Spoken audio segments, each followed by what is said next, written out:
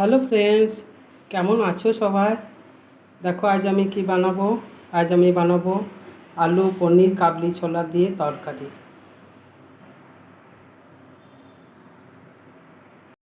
নিয়ে নিচ্ছি 1 চামচ পোস্ত, 2টো কাঁচা লঙ্কা, আদা, কয়েকটা কাজু, কয়েকটা কিশমিশ, একটা টমেটো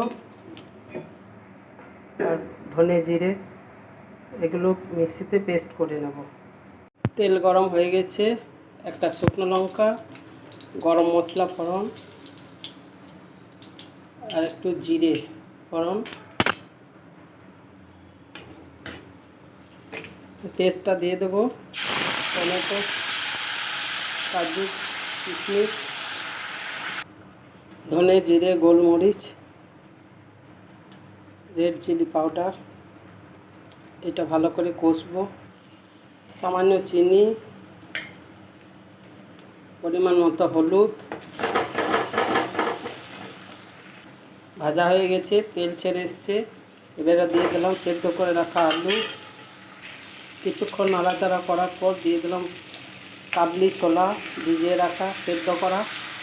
কুকারে 2টো সিটি দিয়েছি।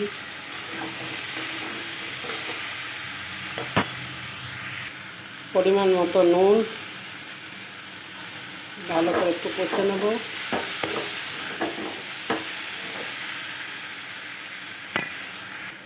কষানো হয়ে গেছে, এবারে দিয়ে দেবো কাবলি ছোলা সেদ্ধ জলটা।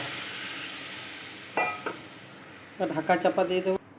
এবারে ঢাকা দিয়ে দেবো, কিছুক্ষণ ফুটুক। কিছুক্ষণ সেদ্ধ হয়ে যাওয়ার পর দিয়ে দিলাম ভেজে রাখা পনিরগুলো। সাদা তেলে ভেজে রেখেছি, এগুলো কিছুক্ষণ ফুটুক। পনিরগুলো কিছুক্ষণ ফোটার পর আমি সিমে করে দিচ্ছি।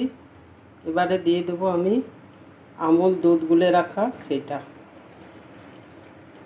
বেশি ফোটালে চলবে না, কিছুক্ষণ নেড়ে দিতে হবে অল্প। এটা দিলে খুব টেস্ট হয়। একটু ফুটিয়ে নিতে হবে। হয়ে গেল আমার পনির কাবলি ছোলা আলু তরকারি। এটা ভাত, রুটি, পরোটা সবের সাথেই চলবে। এটা নিরামিষ, ফ্রাইড রাইস, পোলাও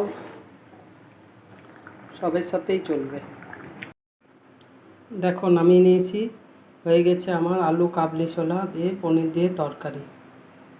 কেমন লাগলো কমেন্ট করে জানাবে। লাইক, শেয়ার, সাবস্ক্রাইব করবে। ভালো থাকবে। টাটা।